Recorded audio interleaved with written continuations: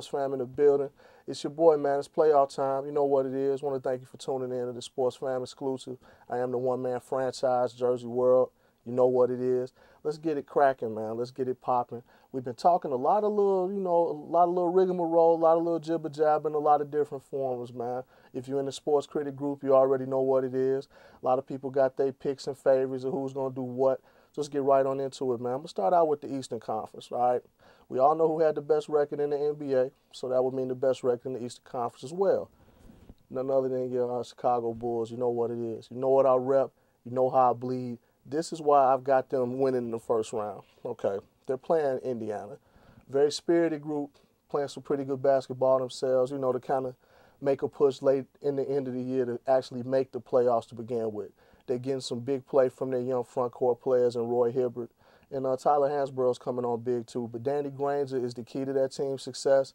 And it's going to be a problem for the Bulls. But the way the Bulls play defense, talking about the number 2 defensive team in the league as far as points allowed is concerned, smothering defense, they'll frustrate those young guys. They'll do what they need to do, and they'll go ahead and sweep this team in 4 games. I just really see that. I believe that.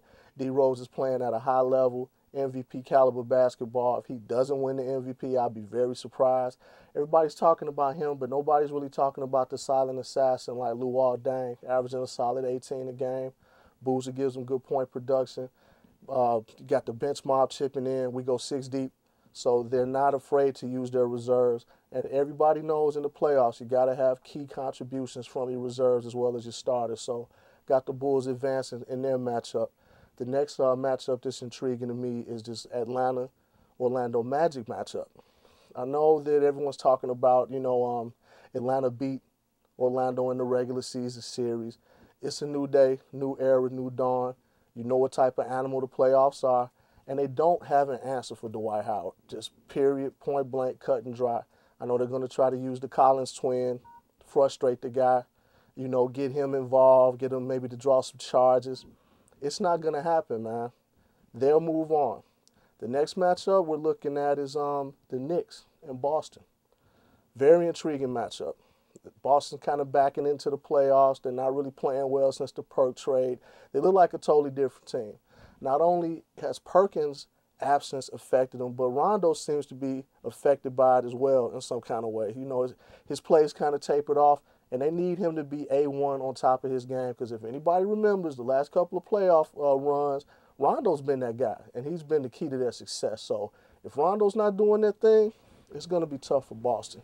It's going to be tough. But I see them getting by New York just because New York right now, they don't have it. They don't have it right now. I don't see them putting together something to win a game in Boston or to win a series. They'll make it tough. They'll make it competitive. I think Boston can get out of this one in 6 games. The next one, of course, is Philadelphia and Miami, the Heatles. Everybody's talking about the Heat.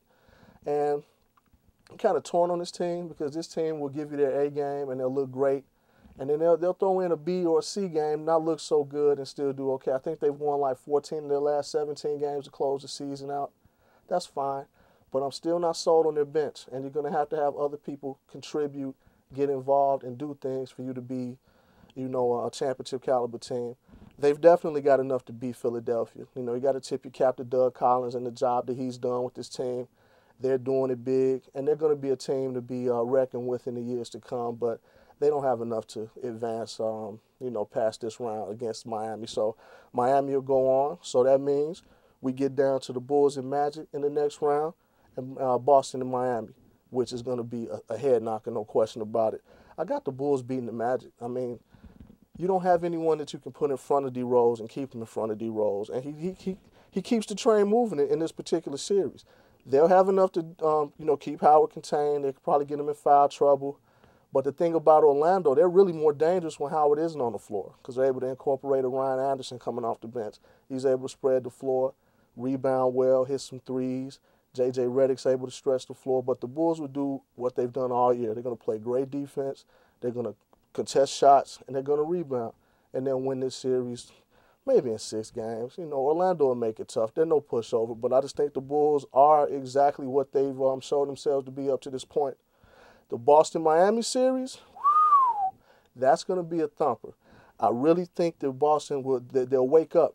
In Miami, I don't know if I don't know if they've got enough to beat these guys. I don't know if they've got enough to actually win a game in Boston. That's what's going to be key.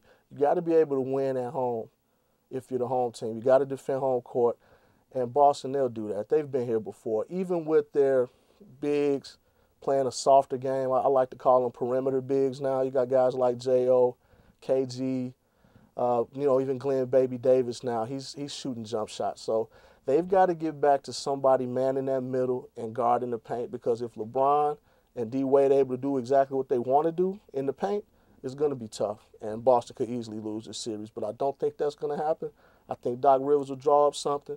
They'll get their swag back, and they'll actually advance to the Eastern Conference Finals to face the Bulls.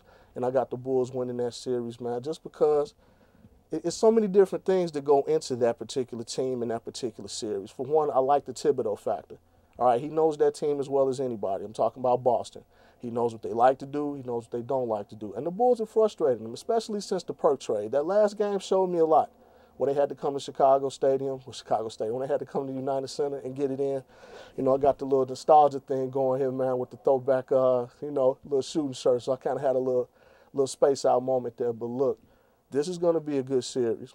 But the Bulls will definitely win it. D Rose will continue just moving along, just keeping the train moving, get this team to the finals, which they were destined to do. This guy, when Michael Jordan comes out and tells you this team can win 6, 7 more titles, he doesn't just throw those type of accolades around. So you better heed the words of the great one. The Bulls make it to the finals.